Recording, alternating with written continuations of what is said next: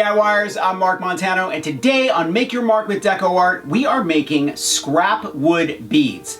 And we're painting them with DecoArt matte metallics and Americana multi-surface satin paints. Now before I forget, I want you to thumbs up if you like this video and leave DecoArt a comment if you have a question about this project or you just want to say hello to DecoArt. Are you ready? Let's make some scrap wood beads.